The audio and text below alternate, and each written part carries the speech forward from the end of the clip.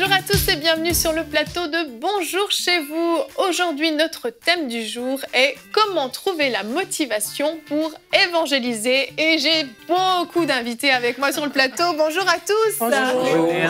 On est nombreux aujourd'hui et je suis très heureuse de vous avoir tous sur le plateau. Je vais vous présenter les uns après les autres. Je vais commencer avec toi, Marlène. Tu es donc l'épouse de Eric qui est ici, qui va faire la pensée du jour tout à l'heure. Eric et Marlène Leblanc, vous êtes tous les deux responsables et fondateurs du ministère Évangélisation de Puissance. C'est ça, oui. Ça oui. Vous portez du fruit dans la province du Québec. Oui, dans notre belle ville. C'est ça, vous formez des disciples et puis vous présenterez votre ministère demain dans la rubrique Culture et Médias. Vous pourrez nous en dire un petit peu plus sur tout ce que vous faites, mais vous êtes des personnes qui allez très souvent dans la rue pour évangéliser, c'est ce que je peux dire. Et c'est le cas aussi de Jonathan Bouchard. Bonjour Jonathan. Salut Evelyne. Tu vas bien? Ça va super bien. C'est génial. Jonathan, c'est un évangéliste affirmé également, parce que ça fait pas mal d'années que toi aussi tu vas dans la rue très régulièrement. En fait, ça fait partie de ta vie. Tu pries pour les malades, tu témoignes de l'amour de Jésus dans la vie des gens, c'est ça? Absolument. C'est un petit peu dans la même lignée que les amis Eric et Marlène. Puis on a beaucoup à cœur aussi que ce soit de faire des disciples aussi. Exact. Parce que la moisson est trop grande pour moi. C'est vrai. Finalement, on est là pour enseigner puis reproduire. Exactement. C'est vrai que tu formes beaucoup de personnes. Exactement. Tout à fait.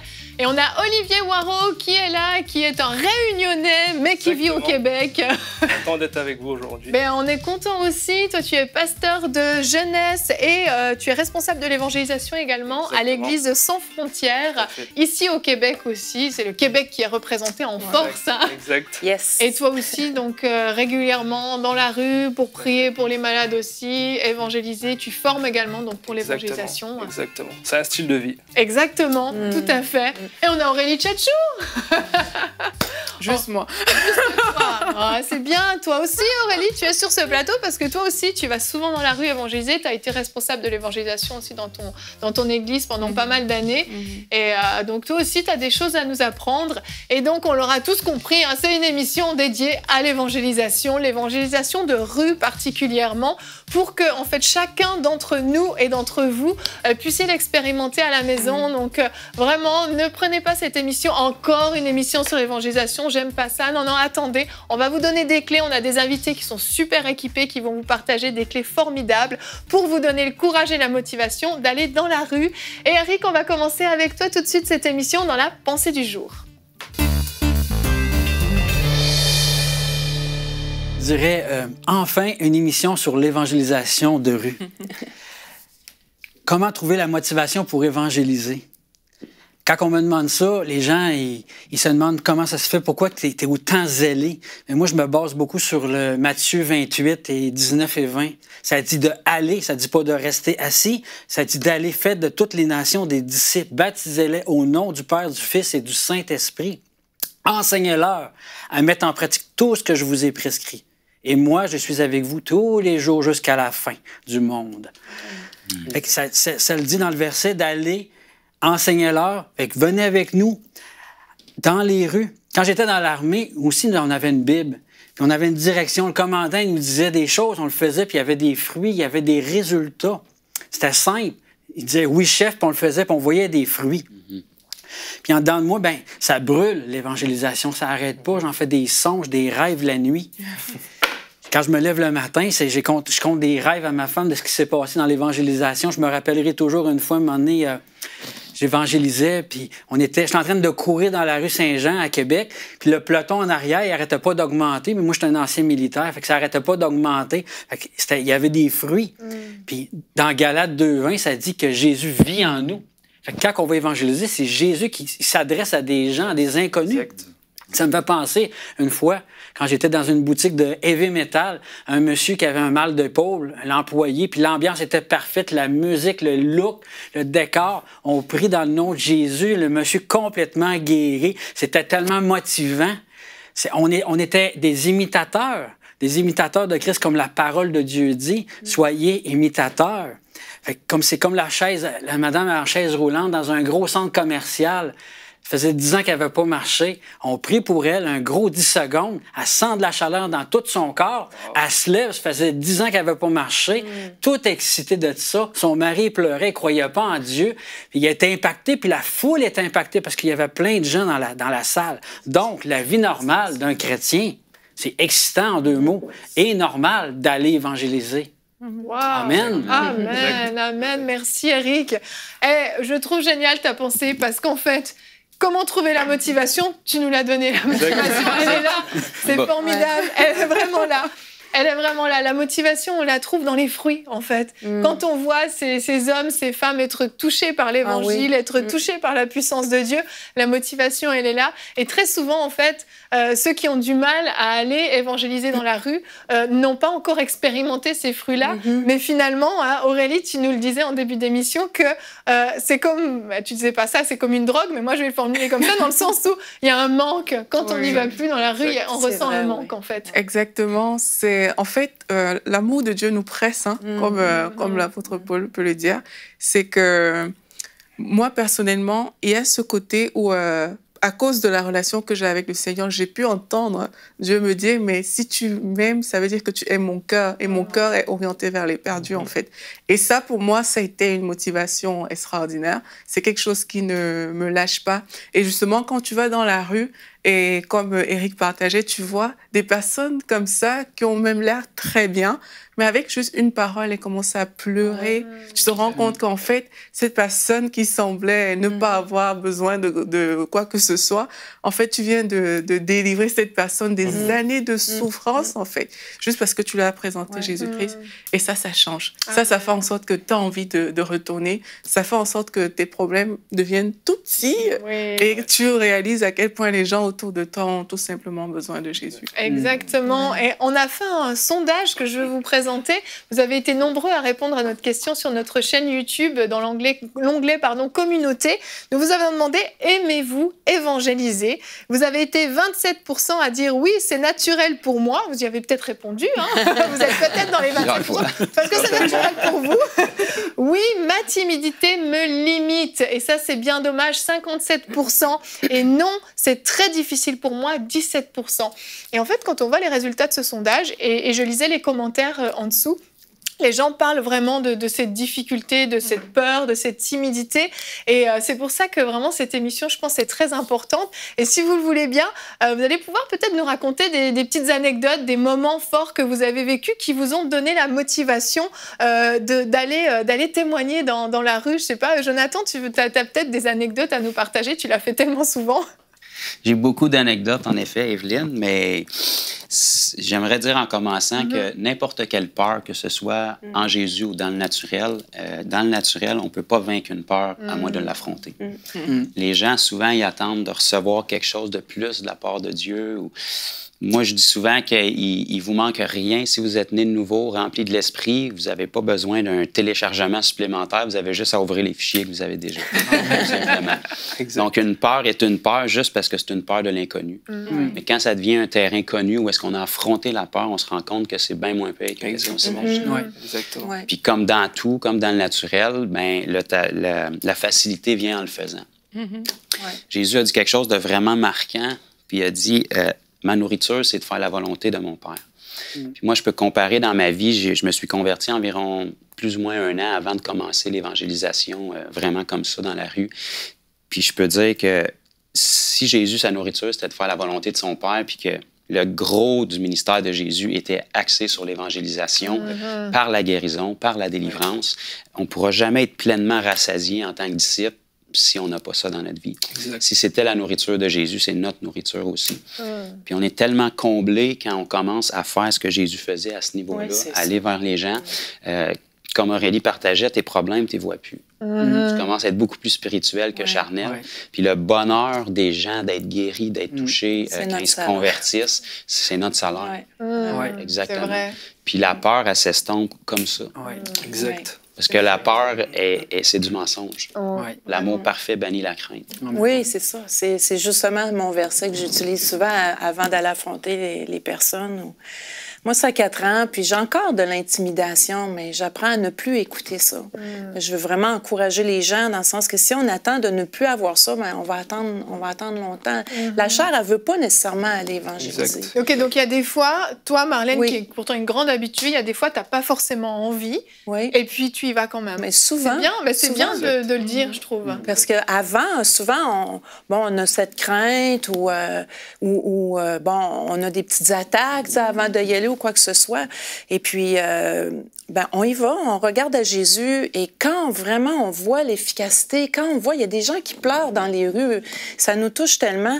Mais quand on revient, si on évangélise, exemple, à 19h le soir, on revient à la maison 22-23h, là, j'ai plus le goût de dormir.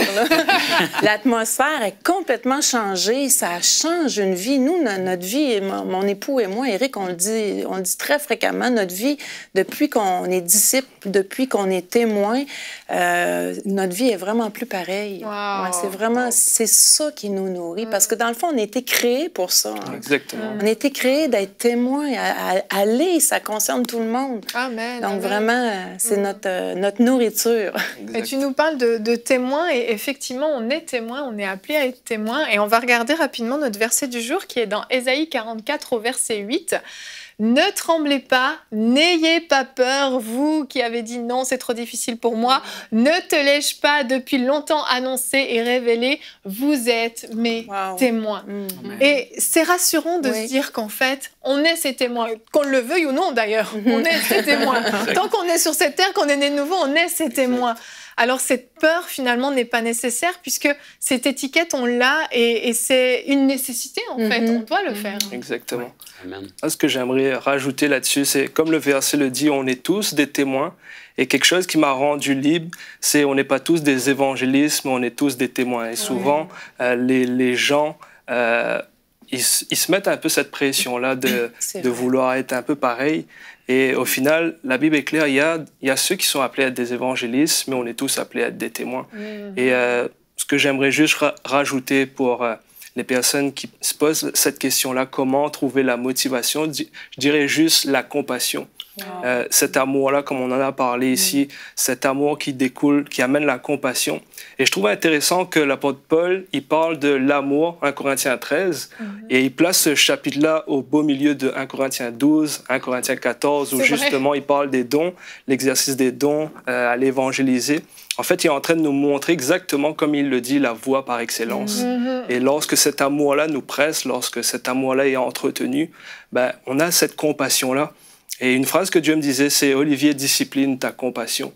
J'ai toujours cru qu'il fallait prier et Dieu télécharger la compassion en moi. Mais j'ai vu dans les Écritures que la compassion est en lien avec notre perception. Jésus voyait la foule et il fut ému de compassion. Souvent, c'était sa façon de regarder qui faisait qu'il était ému de compassion, tandis que les disciples, ils voyaient la même chose, mais ils ne réagissaient pas de la même façon. Donc, comment trouver cette motivation-là? Regarde exactement comme Jésus regarde. Regarde les gens qui sont en train de se perdre, regarde ces gens qui sont malades en ce moment. Et je te garantis, cette compassion-là va naître, va être déclenchée, ça va te pousser à l'action. Amen. Donc, Amen. Et souvent, j'ai remarqué une des qualifications, on fait des séminaires d'évangélisation, mon épouse et moi, puis souvent je pose la question pour savoir si les gens sont qualifiés et motivés pour le faire, puis je leur demande de répéter tout simplement la question, de dire bonjour, comment ça va? Tout simplement, les gens. On le fait dans notre quotidien pour aller travailler, pour aller faire des commissions. Puis on les prend par la main, les gens. Venez dans la rue, on va aller dire bonjour à des gens, puis on va développer des relations. On dit qu'on a une relation avec Christ, et maintenant, on va bâtir une relation. Aujourd'hui, on voit les gens qui ont des comptes Facebook, Instagram, ils développent des relations virtuelles, mais ils ne développent pas de relations humaines. Maintenant, on va aller voir les humains. C'est un humain qui rencontre un humain, un cœur qui rencontre un cœur. Puis on va aller s'intéresser aux gens sincèrement. Puis il va s'ouvrir des portes pour pouvoir prier pour les gens. Tout simplement en s'intéressant à l'être humain. Intéressons-nous aux gens et ça va faire toute une différence. Parce que la plupart des gens qui viennent avec nous, et ils se rendent compte que c'est plus facile qu'ils pensaient. À chaque c'est fois. vrai. C'est vrai.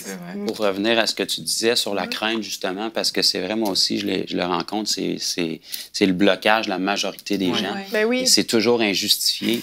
Et c'est tout ce que les gens ont besoin, c'est un changement de perspective. Moi, ce que je dis souvent aux gens, je dis la crainte que vous ressentez, parce qu'on sait tous, en tant qu'enfants de Dieu, que la crainte ne vient pas de Dieu. Et la crainte qu'on ressent, pourtant, on n'a pas cette crainte-là pour demander l'heure à quelqu'un ou quelque chose de naturel, mais quand vient le temps de dire Jésus ou de prier pour quelqu'un, ça vient. Ça prend juste un changement de perspective dans la tête des gens pour qu'ils sachent que la crainte qu'ils ressentent, c'est la crainte que l'ennemi ressent constamment quand on va évangéliser. Oui, effectivement, c'est bon. Il essaie de renvoyer cette crainte-là sur la personne pour la bloquer parce qu'il sait qu'une fois que la glace est cassée, c'est contagieux. Une fois que tu as vu puis que tu as été témoin, l'apôtre Paul a dit « J'ai cru, c'est pourquoi j'ai parlé ». Une fois que tu as été témoin de quelque chose puis que tu réalises que la crainte que tu ressens, c'est la crainte que tu instaures à l'ennemi constamment quand tu es sur le terrain. Ben là, tu réalises que plus tu la ressens, plus tu lui fais ressentir. Donc, ça donne une motivation pour y aller. Exact. Et même, parfois aussi, c'est parce qu'on regarde trop à nous. Hein. C'est pas nous qui faisons quand on va évangéliser et on a peur de ne pas avoir de résultats. Tu as peur que, OK, je vais prier pour cette personne, elle ne va pas guérir. Qu'est-ce qui va se passer? J'aurai honte. En fait, chaque fois que le regard est tourné vers soi, sur mais qu'est-ce que la personne va dire quand je vais l'approcher, etc. Chaque fois que le regard est tourné vers ce qu'on va penser de moi, mais c'est pas l'esprit qu'il faut avoir. Il faut plutôt penser, mais imagine, je prie pour cette personne et guérie. Imagine, elle accepte le Seigneur Jésus là, aujourd'hui. Imagine le fruit qu'elle peut porter peut-être derrière cette personne. Il y a des enfants, il y a une famille. Imagine tout ce qui peut être transformé dans sa vie, en fait. Et juste, comme Jonathan parlait de perspective, juste avec cette perspective-là, mais ça change, quoi. Là, tu vas vers quelqu'un.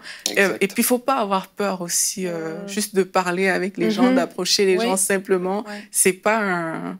Parce que les gens pensent que ça doit être solennel. Parfois, non, ça reste simple et on parle normalement avec les gens. Exactement. On va passer maintenant à notre temps de questions-réponses. On a toute une série de pasteurs, j'ai une question aujourd'hui. On en a 4 qu'on va pouvoir développer tous ensemble.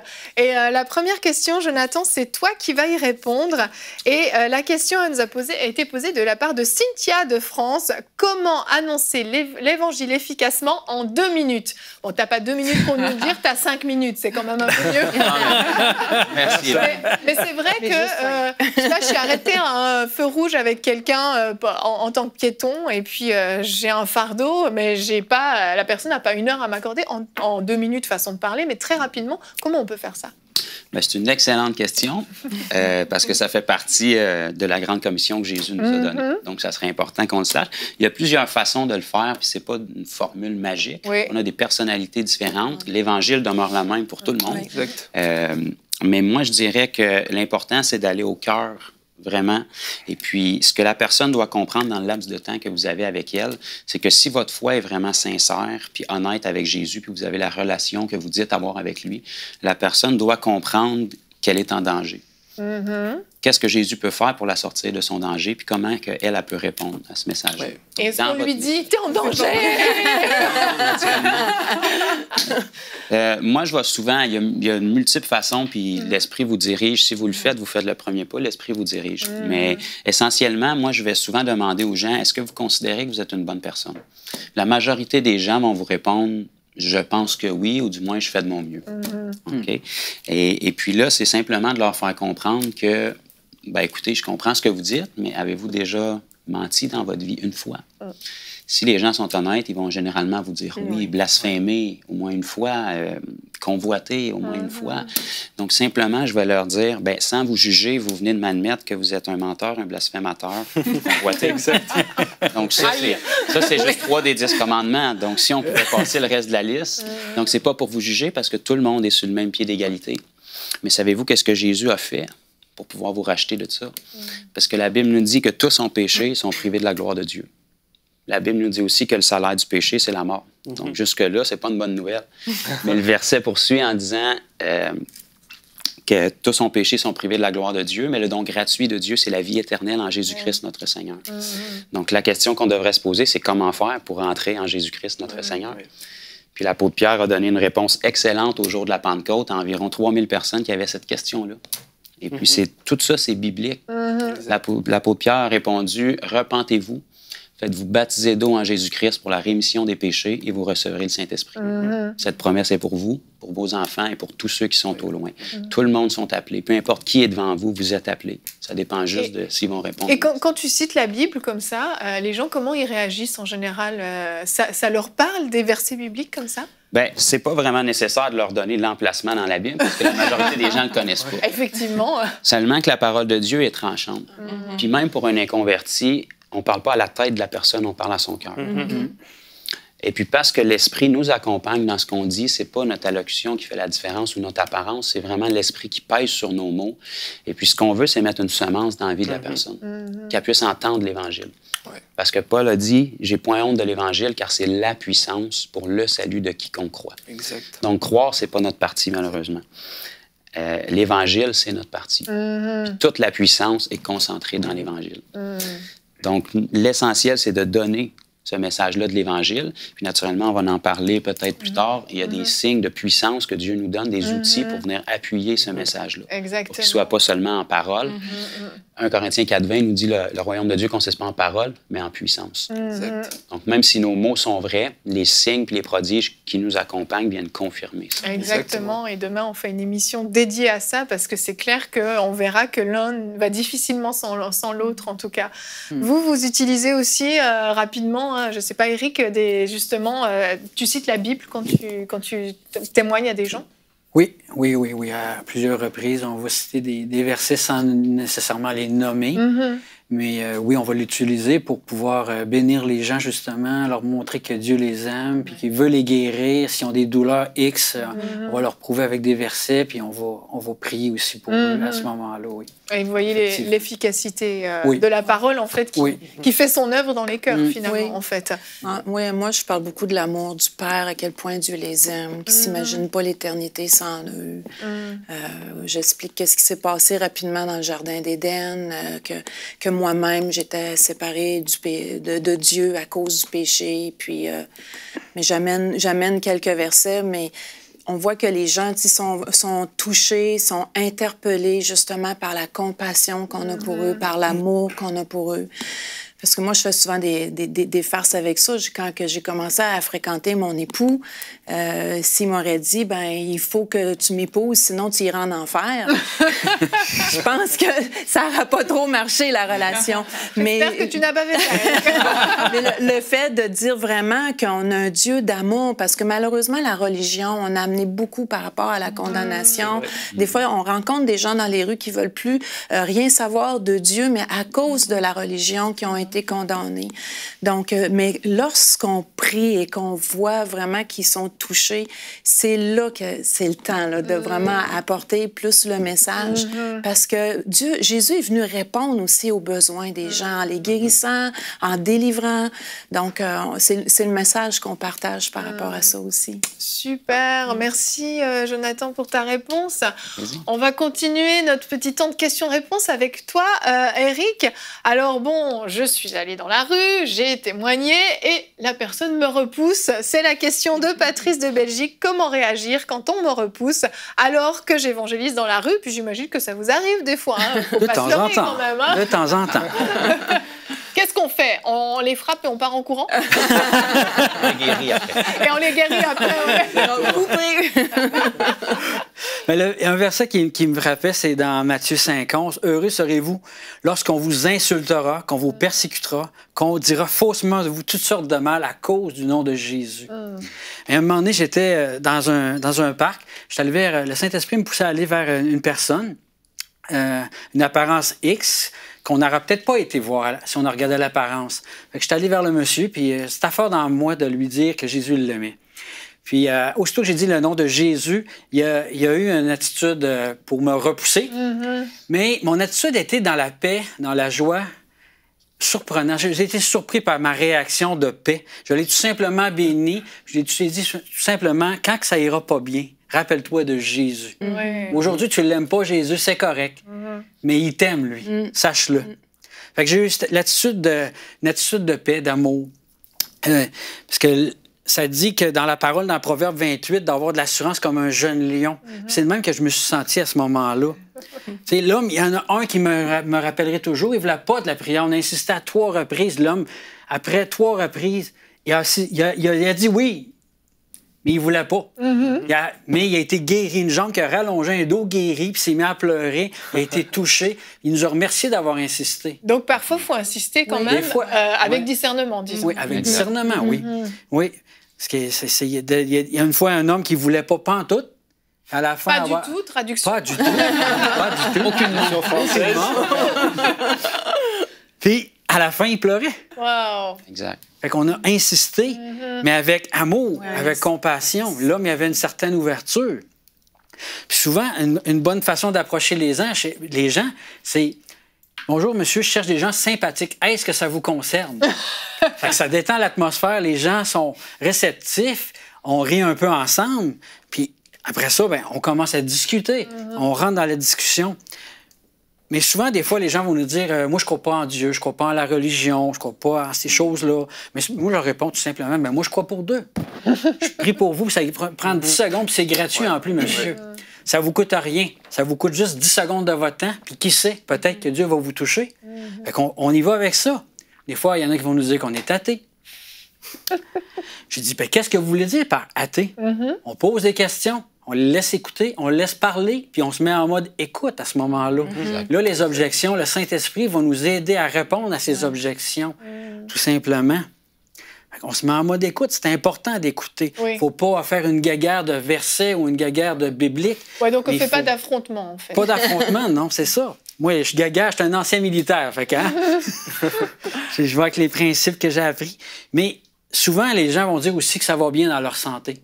Souvent. Dans ce temps-là, ce que je vais faire, je vais leur offrir tout simplement une prière de bénédiction. Ça va bien, c'est parfait, monsieur, je suis content pour vous. Je leur offre une prière de bénédiction avant de partir, mais ça m'offre une deuxième porte pour pouvoir amener l'Évangile.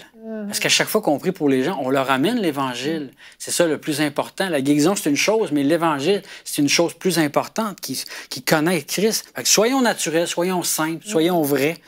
Soyons amour, soyons imitateurs de Christ. Ça va faire toute la différence. Jugeons pas l'apparence. Allons toucher un cœur d'un homme, d'une femme, d'un couple. L'autre jour, j'ai approché un chien, puis comme approche, le monsieur, j'ai demandé, j'ai travaillé pour votre chien, monsieur, c'était le chien de la compagnie de Target. OK! Le monsieur s'est mis à rire. Puis il comprenait pas ce que je disais parce qu'il parlait anglophone. Puis après ça, ben, on a discuté, puis on a eu une belle discussion. Fait qu'il y a plusieurs façons d'aborder les gens. Exact. Fait que soyons nous-mêmes, tout simplement. Puis on se décourage pas, j'imagine, après un échec. On reste motivé, puis on enchaîne. Mais 7 personnes, nous, en tout cas, on constate qu'environ 7 personnes sur 10 disent oui à la prière. Ouais, c'est pas mal quand même. Oui, c'est pour ça que les gens, ils sont surpris, ils s'attendent. Ben, en fait, pour notre province, à Québec, c'est vraiment un mensonge de dire que la terre, elle est difficile et tout. Moi, je considère pas que la terre est difficile, mais je comprends que les gens pensent ça parce que je l'ai pensé moi-même. Mais lorsqu'on va sur le terrain, puis ce qui est encourageant, on mixe toujours aussi les personnes 2 par 2 ou par 3. Fait qu'ils sont ceux qui l'ont jamais fait, ils observent, on les encourage, on les fait impliquer dans l'imposition des mains ou quoi que ce soit et tout ça. Fait que là, les gens, ils sont motivés, ils le voient aussi de leurs yeux. Là. On s'encourage les uns les autres. Oui, c'est ça. Mon oreille avait entendu, mais maintenant, mon œil a vu. Amen. Amen. Peut-être j'encourage les gens juste à laisser une parole de bénédiction aux gens. Parce que parfois, les gens, ils s'en vont comme tu les énerves vraiment. Mais laisser une parole de bénédiction. Avec une note positive. Oui, et puis laisser la personne qui veut rien entendre s'en aller. Si on a insisté, comme Eric a dit, et que ça n'a pas fonctionné. Mais bénir les gens, c'est important aussi. Excellent. Merci à vous tous pour cette réponse. On va continuer avec toi, Olivier. On enchaîne ces réponses, mais c'est super intéressant parce que je pense que vous répondez vraiment à des questions que des gens se posent. Particulièrement, en tout cas, Jenny de France se pose une question. Elle nous a dit « J'ai l'impression de déranger les gens que j'interpelle dans la rue. Comment dépasser ce ressenti ?» Et je peux dire que moi, c'est vraiment quelque chose que j'ai cru pendant longtemps. Puis les gens, ils sont dans la rue, ils sont occupés, ils sont pressés dans leur vie, dans leur quotidien. Qu'est-ce que je vais aller me planter en face d'eux et les déranger? C'est vrai, j'ai longtemps pensé ça. Mais la réalité dans l'esprit, c'est que je prendrais l'image d'une maison qui est en feu et tu as des gens qui sont dedans. Et toi, tu es venu sauver cette personne-là, donc tu ne dois pas te sentir comme si tu es en train de déranger. Tu es venu amener une bonne nouvelle. Donc, on doit dépasser ce ressenti-là. Mais pour répondre à cette question, j'ai mis 3 points ici. C'est déjà, il faut se rappeler notre but. Notre but, au final, comme Jonathan le disait, c'est de donner l'Évangile, c'est de proclamer, de prêcher la bonne nouvelle. Qu'on nous écoute ou non, qu'on l'accepte ou non, on ne peut pas diriger cette partie-là. La responsabilité de Dieu, au final, c'est de sauver. Ma responsabilité à moi, c'est de donner l'opportunité aux gens d'entendre cette parole-là et d'accepter Jésus. Donc, il faut se rappeler notre but. Et puis, également, il faut savoir que le monde, à la base, rejette Jésus. On voit dans 2 Corinthiens 4:4 qu'il y a le diable aussi travaille et il a mis un voile sur les cœurs pour pas que les gens reconnaissent ce Jésus, pour pas qu'ils reconnaissent l'Évangile. Donc, il y a aussi cette réalité spirituelle-là qui est là. Mais justement, par les signes, les miracles, les prodiges, par la prédication, par l'intercession, il y a réellement ce travail qui est fait. Le voile peut être ôté, les gens peuvent recevoir ce Jésus. Et puis, je dirais par expérience, pour moi, ce qui m'a aidé dans le fait de dépasser ce ressenti-là, je dirais que c'est l'expérience de l'esprit d'adoption. L'expérience de l'amour du Père m'a réellement aidé à surpasser cela. Pourquoi je dis ça? Parce que, au final, on sait tous ces quelques minutes, ces quelques secondes-là où on se sent comme rejeté ou méprisé par la personne, on ne sait pas trop ce qui se passe, c'est un peu bizarre, c'est un peu tendu parce que la personne ne veut pas t'écouter. Mais qu'est-ce que ces quelques secondes, ces quelques minutes face à l'amour éternel du Père pour moi? Qu'est-ce que ces quelques minutes-là de rejet face à son acceptation pour moi, face à son amour pour moi? Oui, donc on ne se laisse pas affecter dans ses émotions. Elle m'a rejeté, elle ne m'a pas écouté, je suis trop nulle, je ne sais pas le faire. Enfin, ça peut être démoralisant. Cet amour-là, à un moment donné, te presse. Et c'est comme je disais au début, c'est cet amour-là qui doit te diriger. À un moment donné, on doit tellement arriver à expérimenter son amour par le Saint-Esprit. Je notais ce verset dans Romains 8:15, qui est l'esprit d'adoption. Ce Saint-Esprit témoigne en nous continuellement qu'on est des fils, qu'on est aimés, qu'on est juste. Donc, quand tu expérimentes cela, tu n'as plus peur de ce que les gens vont penser. Tu peux t'élever, tu peux crier, tu peux chanter, tu peux danser, mais juste parce que son amour te dirige. Donc, tu dépasses ces idées, en fait, ces préjugés qu'on peut avoir. Merci Olivier, super intéressant tout ce que vous partagez. On conclut avec une dernière question. Jonathan, comment évangéliser mes voisins? Marie du Québec, justement, tiens, ça tombe bien. Les voisins, les fameux voisins, et on sait que c'est une responsabilité qu'on a. Hein. On ne peut pas trop se dire non, mais je ne les connais pas. On les voit à peu près tous les jours, ou en tout cas, on se croise à peu près tous les jours. Exact. Une autre excellente question. Et puis, comme tu dis, nos voisins, c'est nos voisins. Donc, on ne peut pas vraiment les éviter. Souvent, on ne les choisit pas. Non, souvent, ils ne nous ont pas choisis. Mais sans le savoir, ce sont des gens privilégiés parce qu'ils ont la vérité à côté d'eux.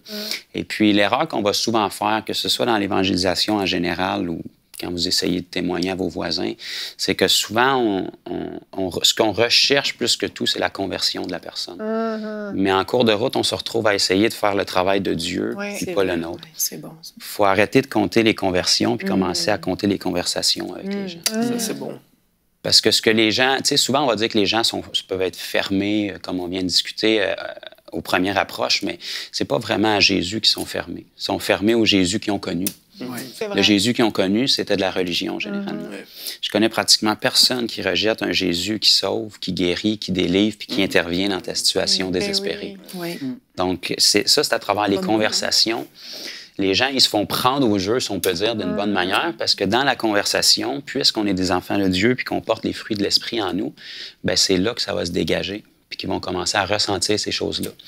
Si les fruits sont matures en nous, quand les gens du monde goûtent à ça, ils en veulent encore et encore.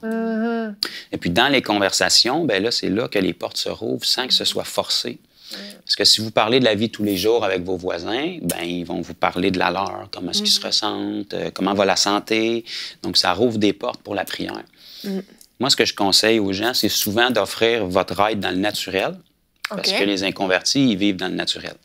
Donc, si jamais vous avez besoin d'un coup de main pour quoi que ce soit, on n'est pas loin. Si vous avez besoin d'une pièce d'équipement, que ce soit pour le terrain ou d'autres choses, puis à travers ça, vous rajoutez un aide spirituelle. C'est-à-dire que j'aimerais vous mentionner en même temps, peut-être vous êtes moins familier avec ça, mais moi, je suis croyant. Vous n'êtes pas obligé de rentrer dans les détails. La doctrine, ça n'impressionne pas les inconvertis, généralement. On ne sort pas sa carte de visite d'évangélique, pentecôtiste ou baptiste ou je ne sais quoi, toutes les dénominations. Parce que généralement, ils ont connu ça, puis ça ne les impressionne pas du tout. Donc, ce qu'on vient leur proposer, c'est simplement, je suis croyant. peu importe ce que vous croyez, là, ça ne me dérange pas, mais je ne vous le souhaite pas, mais si jamais vous avez des problèmes de santé, des douleurs, peut-être vous en avez en ce moment, ou des gens, des proches dans votre famille, ou des besoins de prière généraux, ça ne coûte rien, ça me ferait plaisir de vous aider. Tout ce que vous avez à perdre, c'est votre douleur. Sachez que je vais toujours être là. Bon. Et puis, il ne faut pas s'offenser que la personne dise non, ou les gens ne sont pas habitués à ces choses-là. Puis s'ils disent non aujourd'hui, qui dit qu'ils ne diront pas oui demain? C'est ça. Ce qui est important, c'est qu'ils sachent qui vous êtes, qu'ils sachent que peu importe leur réponse, vous n'allez pas les rejeter. On n'est pas sur une mission de gagner les gens comme des trophées. Oui, c'est bien ça. Dans l'évangélisation, moi, je dis souvent, il n'y a pas d'échec, il y a des semences. Oui. Des semences, puis de l'expérience qu'on acquiert au fil du temps. Parce que la conversion, ni vous ni moi, on peut sauver qui que ce soit. Jésus a dit, nul ne peut venir à moi si le Père ne l'attire. Nous, notre seul travail, en fait, c'est qu'on est en studio ici, bien, on est un peu metteur en scène de la rencontre de la personne avec Jésus. On pose les pions, puis on y pose un guet-apens pour qu'il soit complètement noyé dans l'amour de Jésus. Amen. Et puis, je dis souvent aux gens, le seul Jésus que les gens vont rencontrer, c'est vous. C'est vous qui le transportez. Donc, si vous parlez de l'amour de Jésus à quelqu'un, mais que vous ne pouvez pas lui manifester, bien, elle ne le verra pas. C'est vrai. Donc, d'offrir notre aide dans le naturel, dans le spirituel, puis de rester disponible. Les gens peuvent se moquer de vous, ils peuvent vous ignorer poliment, surtout si c'est vos voisins. Ils sont dehors quand vous sortez, ils rentrent en dedans. Mais ça, il ne faut pas s'offenser de ça, OK? Parce qu'il faut qu'ils sachent qui vous êtes, puis que vous êtes disponible, puis que vous les aimez autant, peu importe leur réaction puis leur attitude. Qu'on soit comme une bouée de sauvetage en cas de besoin, ils savent qu'on est là, en fait. Excellent. Parce que tôt ou tard, on ne veut pas prophétiser du mal sur les gens, mais tôt ou tard, ça va mal aller. On le sait que ça va mal aller pour eux parce qu'on vit d'un monde déchu puis ils n'ont pas la vérité. C'est vrai. Donc, il faut qu'ils sachent que tôt ou tard, quand ça va mal aller, peu importe l'attitude qu'ils vont vous avoir fait, la vôtre n'a pas changé pour eux. Vous êtes encore là. Moi, je peux partager, par exemple, quand je demeurais chez mes parents, le propriétaire de la maison, c'était notre voisin. Okay. Mes parents lui ont toujours témoigné, ils n'ont rien forcé, ils savaient qu'on était des croyants. Et puis, même s'il n'acceptait pas, disons qu'il ne se convertissait pas, à chaque moment de sa vie où il était débordé, où la maladie frappait, où les problèmes frappaient, il venait demander de la prière. Wow. Ça veut dire qu'il sait. Puis mes parents ne l'ont jamais repoussé. On va dire, ben, est-ce qu'il s'est converti? L'important, c'est pas ça. C'est qu'ils sachent qu'il y a des personnes de qualité qui ne le jugent pas et qui sont toujours là. On est toujours disponible pour la prière. On est toujours disponible pour aider. Puis c'est au fil du temps, des fois, qu'on casse la carapace sur les cœurs puis que les yeux se rouvrent. C'est ça. Puis l'avantage avec les voisins, c'est qu'ils sont là tout le temps. C'est pas comme quelqu'un qu'on voit puis qu'on verra peut-être plus jamais. Non. Donc c'est sûr que j'imagine qu'on est un peu moins sensible, mais oui, tu peux dire quelque chose, Aurélie. C'est le bon caractère aide beaucoup pour évangéliser les voisins aussi. Parce que pour avoir accès, il faut avoir un bon caractère, en fait. Bon caractère dans le sens que si c'est vous la personne à qui on reproche toujours de faire du bruit, de peut-être crier trop fort quand vous priez, peut-être dans la nuit ou à X heure, vraiment, ça ne donne pas envie aux voisins de juste vous écouter parler de Jésus, etc. C'est vraiment avoir un bon caractère déjà juste entre voisins. Être un bon voisin. Être un bon voisin, ça aide beaucoup pour évangéliser. Un bon voisin irréprochable. C'est certain que le témoignage va jouer en notre faveur. Hein. Ils voient nos vies de près. C'est sûr. C'est important. C'est sûr. L'été, les fenêtres sont ouvertes. Hein. Ils entendent tout ce qu'on dit. Non, c'est vrai. Il faut y penser. Merci beaucoup, Jonathan.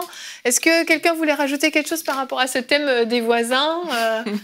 Moi, je trouve que la simplicité est encore la même, que ce soit le voisin aussi que dans la rue.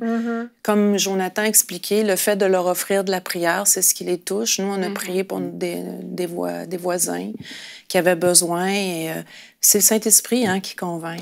Amen, amen. Je crois que c'est vraiment ça dont il faut absolument se souvenir. C'est pour être motivé pour évangéliser, c'est l'amour et puis savoir que ça dépend pas de nous, ces conversions. Parce que c'est certain que les conversions vont nous motiver en fait, parce que c'est ça l'aboutissement. On aimerait en voir et puis quand on en vit, là, waouh, on est super zélé. Mais même si on n'en vit pas, la motivation doit rester la même parce que la première motivation, c'est ça, c'est l'amour. Le Saint-Esprit fait son travail, fait son œuvre, et effectivement, ce sont des semences dans la vie des gens. Et une semence, une fois qu'elle a été mise en terre, elle finit par porter du fruit. Et on croit qu'un jour, elle portera du fruit. Et puis ces gens-là, peut-être qu'au ciel, ils viendront nous remercier de leur avoir parlé du Seigneur dans la rue, alors que nous, on se souvient peut-être même pas d'eux. En tout cas, merci à vous tous d'être venus sur le plateau de Bonjour chez vous aujourd'hui. Et puis, je vous dis, donc vous êtes encore là demain. On va voir, justement, notre thème sera la guérison divine, un outil puissant dans l'évangélisation. Vous l'avez dit, tous, vous avez cette technique, entre guillemets, dans le sens où vous imposez les mains aux gens, vous répondez à un besoin physique qu'ils peuvent avoir pour qu'ils voient, en fait, la puissance de Dieu, l'amour de Dieu dans leur vie. Et on en parlera demain. Et donc, nous aurons 3 pasteurs. J'ai une question demain. Donc, vous allez de nouveau répondre à plein de questions. Et puis, Marlène et Eric, vous allez nous présenter donc votre organisme, justement, ministère d'évangélisation de puissance. Je l'ai. Allez, on se retrouve demain. Merci de nous avoir suivis et bonjour chez vous. Savez-vous que EMCI a besoin de 8000 partenaires mensuels pour entrer dans une nouvelle saison? Je veux vraiment vous encourager à chacun de vous, si vous ne l'avez pas déjà fait, à devenir partenaire avec EMCI pour qu'on puisse voir cette belle œuvre porter beaucoup plus de fruits dans toutes les nations francophones. Dès maintenant, donnons pour faire entrer EMCI dans une nouvelle saison. Pour faire votre don, rendez-vous sur emcitv.com/8000.